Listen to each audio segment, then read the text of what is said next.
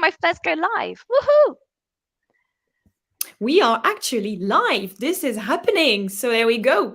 Usually there is a 30 seconds countdown. I can actually put it this way. Let's do it this way.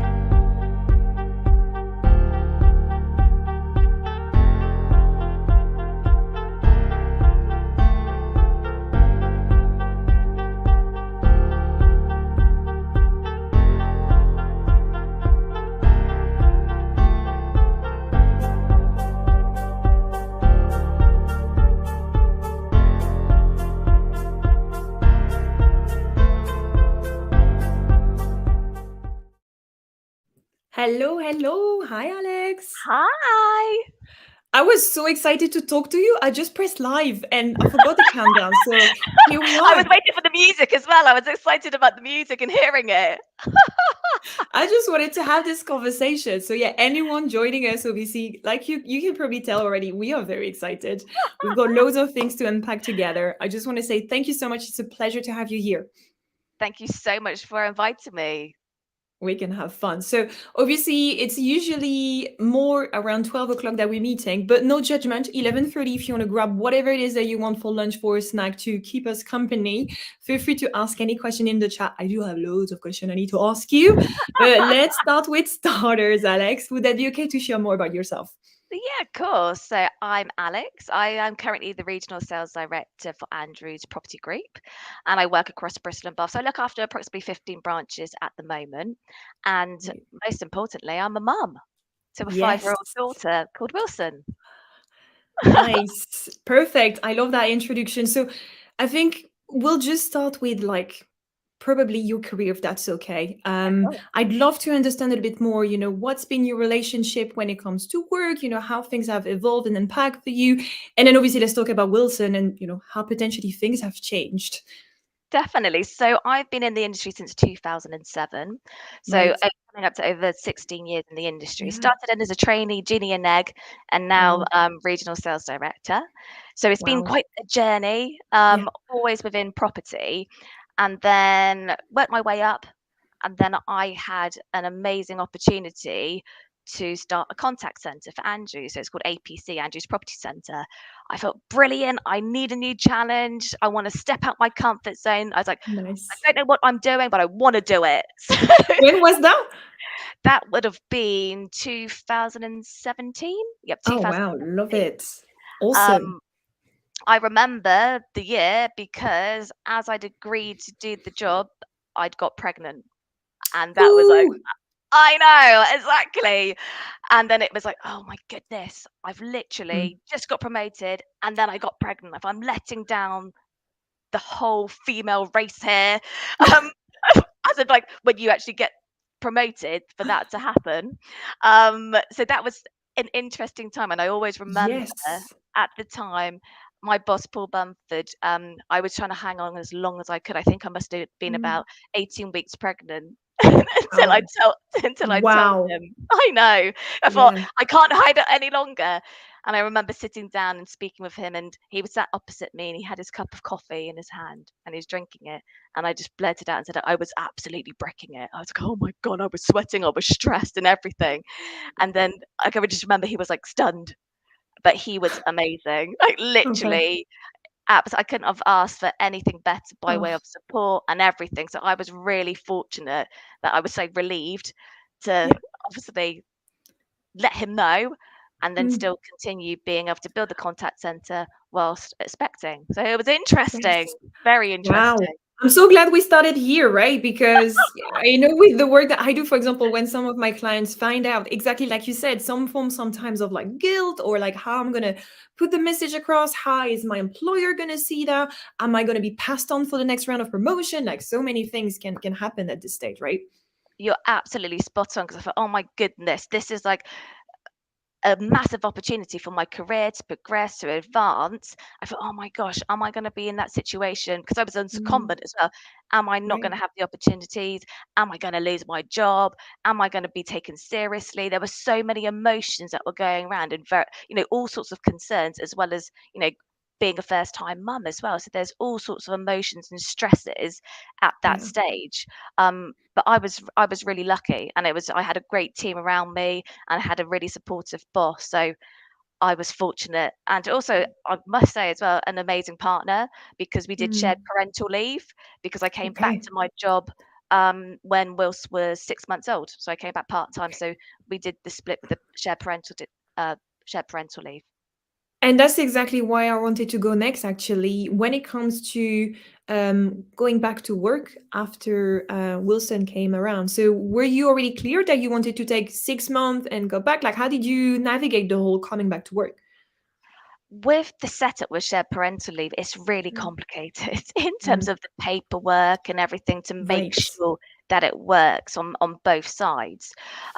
So luckily it did, and I'm a planner, so I knew exactly in terms of where I'm at and what I needed to do to be able to progress my career, also financially as well. When you Yeah. look at like childcare costs and everything, it's mind blowing. So Mm. that was always my intention, to make sure that I didn't put a pause or a stop to my career, but equally Yeah. to be able to make sure I still had an income. I think that's one of the things when you look at in terms of maternity pay and things like that, that does play a large part without a doubt. And I think that's the thing, is being able to come back in and know. It was quite daunting though, coming back, because it was part time, and you're in this whole nother world of being able to keep a human alive, and then you've got all sorts of hormones, and then you're trying to transition back into the workplace. You have your keep in touch days, but Yeah. because the contact center was so high intensity figures, and I think that that's the thing, that you have to be on top of your game to know exactly where you are, what's Mm. happening. So it was difficult coming in initially. So I was quite thankful when I came back full time, and it's something I'm really mindful of at the moment. And with Andrews, we're actually working, we've got a new group, which is women in property, and something Nice. that we're looking at is mentorship and coaching and buddy systems. So I work with Agents Together, which is a free mentoring service, who are absolutely amazing. And it's really inspired the work that we want to do with Andrews and in partnership with them, but to make sure that women, when women are returning from maternity, that they have somebody that they can speak to and Yeah. that they can obviously confide in, because I don't think you can underestimate coming back into the business and literally all of the things, and that mum guilt and the actual Mm. demands of the job. And I think it's really crucial that you have that supportive organization that make it that bit easier if they can. But that's something that we feel really passionate about being in, obviously, supporting our staff. That's so Oh, that's exciting. brilliant. And so there we go. I think we've got just a question that came up through the chat from Nawal. She said that I'd love to have your view on that. How about those people who are not necessarily as lucky or well organized? Like any potential recommendations that you can share when it comes to, I'm assuming Nawal is about the return back to work. I think that's a really good question, because, like you said, I was fortunate where I had Mm. a really supportive organisation. And I think that when you return to work, you're very vulnerable. So you have to be able to Mm. see what other people or initiatives are out there that you can take advantage of. One of the ones that I just mentioned, Agents Together, you can get a mentor within all sorts of industries, specifically for the property industry. So I know from being an agent that they specifically cater for that industry, where you can actually have free mentorship, and you can actually be matched up with somebody if you did want to have a working mum, for example, returning to Mm. work. So I would just say that have a look out there and see what is available to you. And there are lots of people that will want to help you. It might be somebody that's already in your organization, that you know, that you admire, that you think has been on a similar journey, and ask for their advice if they're in that organization, because I know from first-hand experience. So I would say try and seek them out, or if they're not in your organization, maybe even like a competitor or somebody Mm. that you're connected with in LinkedIn. And I would say that there's so many people that will want to help and support you and give you certain ideas and suggestions. And it might be a case you don't feel supported, and you think, you know what, this is only the beginning. Maybe you do need to be able to venture out and see what other options are out there and who's going to support you, because it needs to be at the forefront. It's so important, and it can't be underestimated that you want somebody that's going to be by your side and support you. And if they don't, I Yeah. think that you potentially need to look elsewhere, unfortunately. I'm so glad that you're bringing this up because I know this is also obviously some of the conversation that I have with some of my clients when they're still on the maternity leave side of things. And obviously they're trying to anticipate the coming back to work. And I feel like it would be potentially interesting to understand from your side. You've mentioned you obviously came back part-time and then you moved to full-time. So just to understand maybe how much you did for both of them and how you transitioned. Because like you said, I feel like it's one of those, obviously I'm not a mother myself, but I've seen the impact on going back to an organization that is just expecting you to be exactly the way you were. But in the meantime, you grew a family, you grew a human out of yourself, or whatever you want to say it. And you just can't ignore that, right? You just can't ignore that. And I mean, for me, this is exactly why I'm so glad that we're having this conversation to understand, what Andrews is doing as well, because I feel like they are still it's getting better. This is why we're talking about these things. We're raising the awareness, like we were talking, the two of us, right? But I definitely feel like there are still, unfortunately, companies out there who, when people are saying, I'll be back, I don't know, part time, for example, or like 4 days out of five, they'll still expect those 5 days to be squashed into 4 days. And I'm just like, no, this is just not working. So I'm so glad that you're bringing this up, because for anyone listening to this, if things are not working out, when you seek out potentially either internal support in the company or externally with, like you were saying, either in terms of charities, in terms of buddy network, whatever that is, and still you feel like this is just not working out for you, definitely it has to consider that there might be another organization better suited for you where you'll be able to balance everything. I think that's such a valid point. Like you said, I think that it's a lot more relevant and people are more aware of it at the moment, but some organizations are still behind the times. And Yeah. it is a struggle and it is a battle when you're coming in part-time and there's different expectations. But equally so, we have a lot of people that work part-time in our business. And if you look at how they perform versus some full-time people, they Mm. actually outperform them. And that's what something I feel passionately about, is being able to bring working mums back to the business. And I think that's Yeah. what's changed in terms of how I manage and how I lead people, that I have a different level of understanding and compassion being a mum now, that I have a different perspective in terms of the significance when you're returning to work and those challenges, because it's not easy. It's like when we spoke earlier and you approached me about this, it's like um there's no quick fix. There's Yeah. not an actual recipe to success with it. And I know that we listen to these podcasts and we want to be able to see what we can take from them and be able to learn from them. But equally so, I think it's okay to make sure that you say, I don't get it right all the time. I do have epic fails. It's not smooth sailing. Everything's not all happy and fabulous. That is not the reality. And I posted recently on LinkedIn about some epic mum fails that I'd had, because I do like to be able to talk about all the positive things and everything that's great that's happening within, literally the industry, Andrew's, my life. But it's really important to see both sides, because you don't Mm. always get it right. You do mess up and you do have that mum guilt. And it's really hard to get that balance. Are you either failing at your career or failing at being a mum and being present? And I think that's the thing, is that don't shy away from that. And I think that you're entitled to be able to have that mum guilt. It's not a nice thing, but Mm. so many people experience it. But I would just say to not be too hard on yourself, because there's so many people that you speak to. There's so many people within Andrew that I speak to. And when you all encountered the same emotions and that same vulnerability and that stress, and you do tend to overcompensate. So even though you're trying to work in such a way that it might be that you have flexible working or compressed hours, that almost that you're in that situation that you want to prove a point, that you do go Mm. above and beyond and you're almost doing more. And that wouldn't be the expectation from me, from my people, but me as an individual. I always feel that just because I am a working mum doesn't mean I can't achieve what other people do, whether it's a man or a woman with or without children. I don't want that to be a label on me, but Yep. equally it's really important, because that's me and that's the Mm-hmm. package that that I am Yeah. a full-time working mum. Yeah. I love what you said here, and I think this is actually where I wanted to head next, is to unpack maybe your journey, the package, like you said, that you come with, right? But I'm Yeah. assuming that this package, if I can carry on this way, has evolved, right?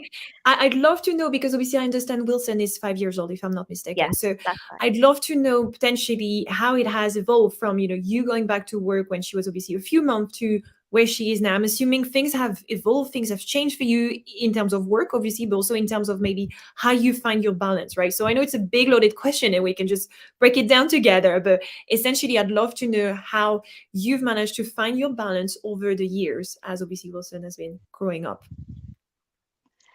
So she went to childcare when she was 1 year old. That was a big shock in itself to the system. And I think that's the thing really, is that you're handing over your precious, not fully qualified, which is amazing. Um, but I think that is the thing, that it is heart wrenching, because you think, wow, they're going to be spending from like 8 o'clock to 6 o'clock with these people. But Mm, it's amazing in terms of the interaction and everything that they do and the love and care that they provide. And I think that you get used to it. But I think that when they actually go in, it can be, again, just literally Niagara Falls. But then they adjust. And I think that where it gets tricky is when you're going into school. So you've got from 1 till 4, you've got yeah. sorry, 1 years to 4 years old, from 8 till 6, basically. They're at nursery, they're taken care of, you don't have to think about anything. You can do your full-time hours, no issues. Then you get into school territory. Oh my goodness. You're lucky if you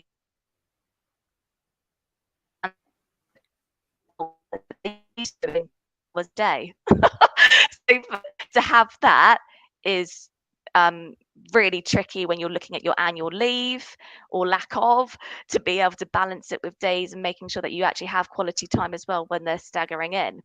Then school is only 9 till, again, our working day starts far earlier. So then you've got the battle of breakfast clubs and after school provisions. So that can be really tricky to be able to make sure that you orchestrate it in such a way,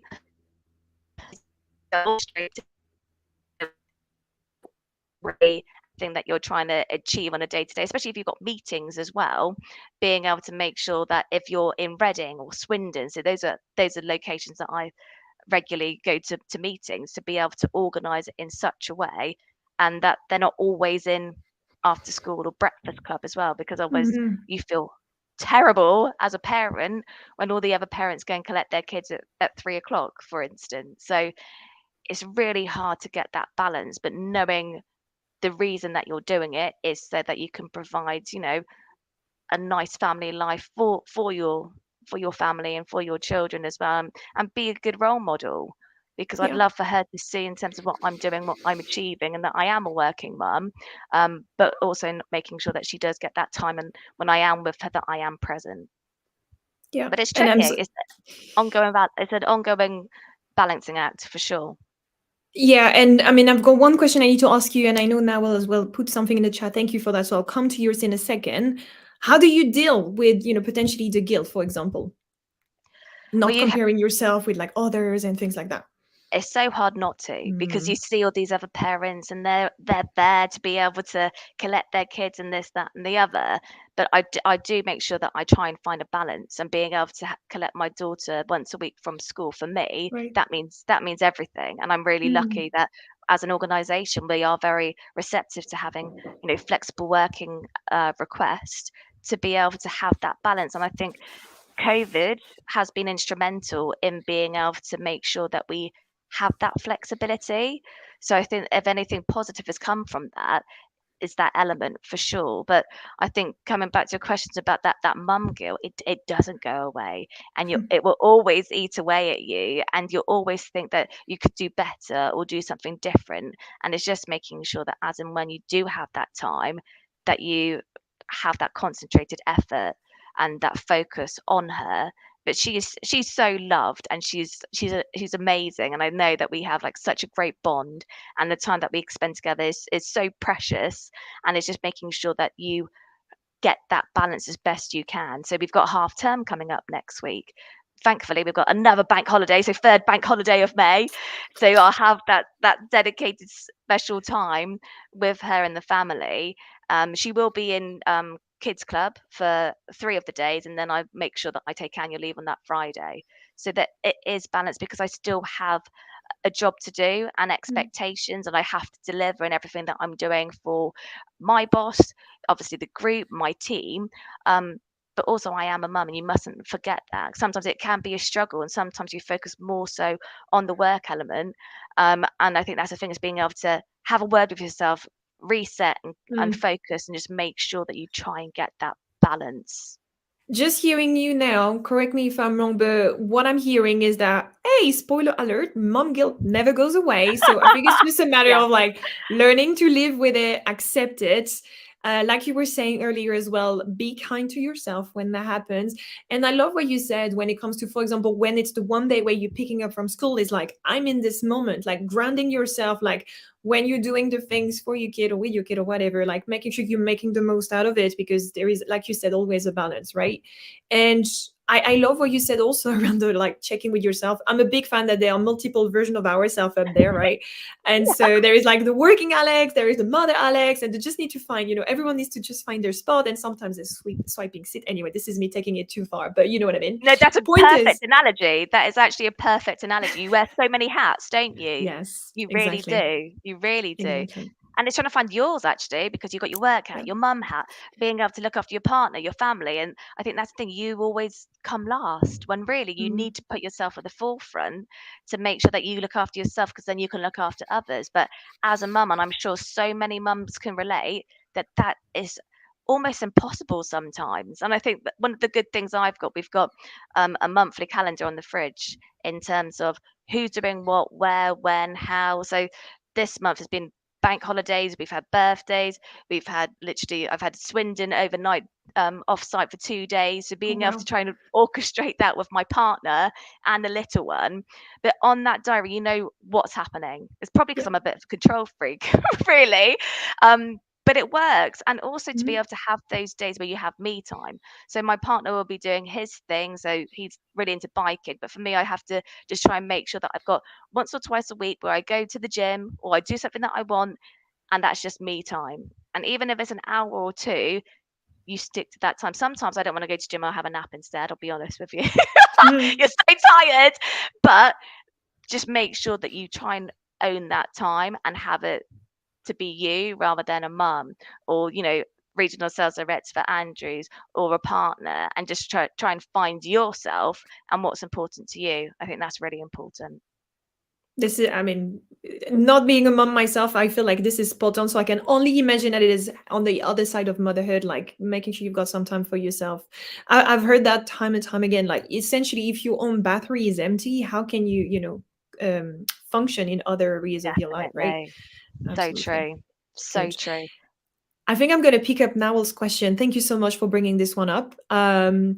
If you decide to have another child, would you do anything differently? I think that's a great question. It's a brilliant question.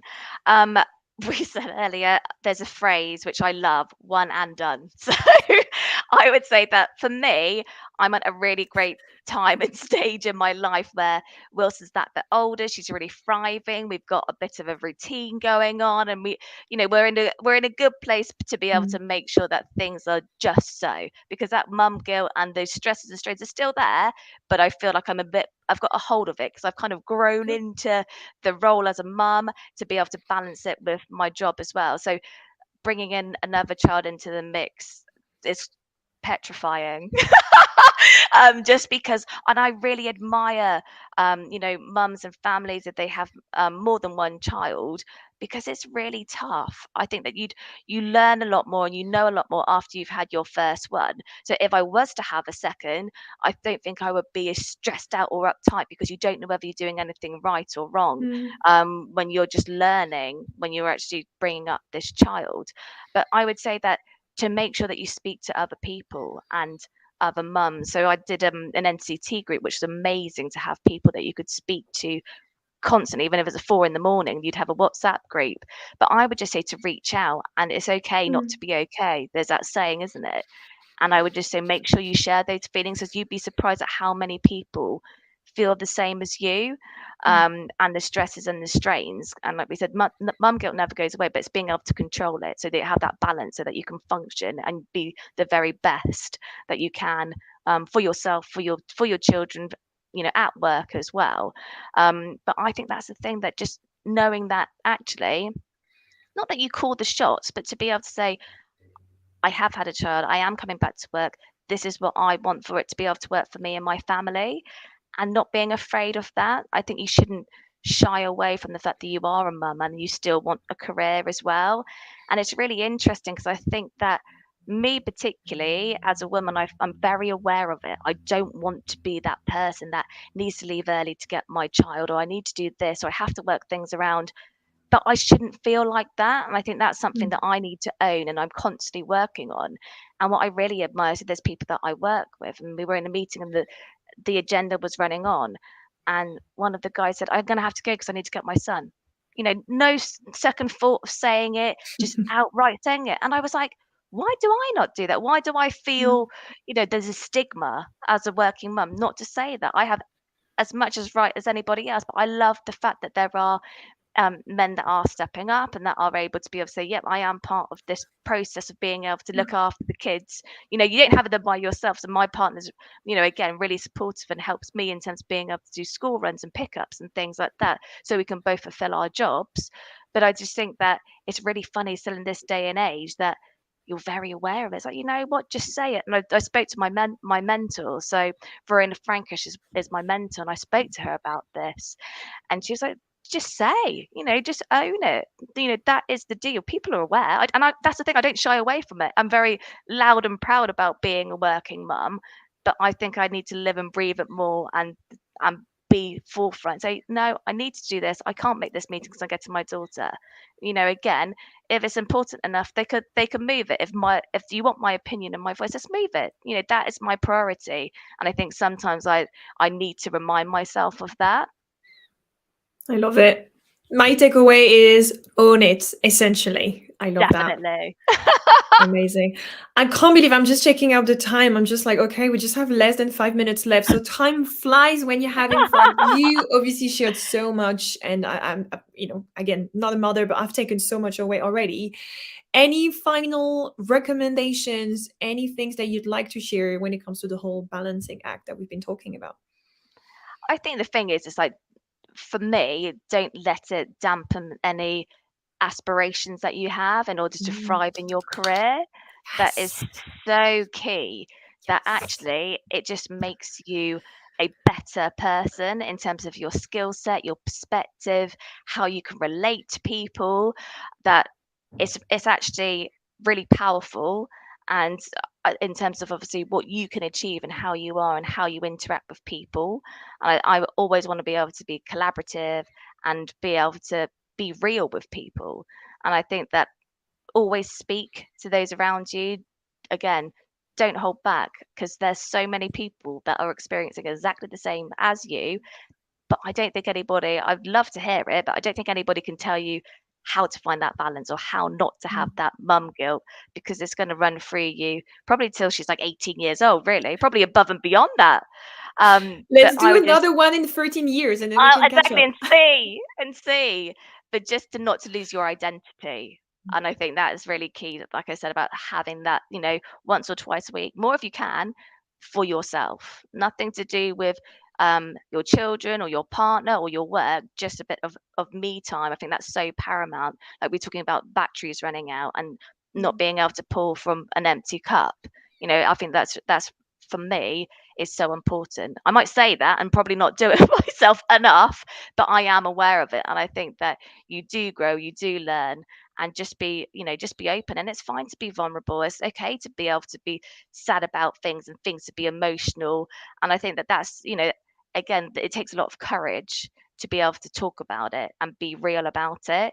It doesn't make you any less of a person, or it doesn't make you again, not as good as your job as somebody else or a male counterpart, because actually it's your superpower. So I would just say, like we said, just own it. And for me, I think that is the best thing that's happened to me. And it's just being able to just try and find that balance and strive for it day after day. So Don't know if I'm any closer inspiring. to it, but I try. But I think this is it, right? I think just hearing you today, and I'm so grateful that you came and you were 100% honest and transparent. Like you were saying, right? It's like things are going to happen, like, guilt and things not working the way you want. And sometimes work is going to get in the way. You're not going to be as much present as you wanted to. and that's okay. You just have to write those times. You just have, like you were saying, to keep focusing on yourself, making sure as much as you can you have that me time, even like you were saying, an hour if you can, and just be kind to yourself, and the rest is going to unfold like it's meant to be, right? Definitely. So well said. So happy that you Absolutely. invited me because I feel so passionate about this subject. But I did want to be really real and authentic rather than saying, Yeah. well, you need to do this, and this. No. Not real. Exactly. I'm so glad that you shared your story. So thank you so much, Alex, for coming along. Thank you so much for having me.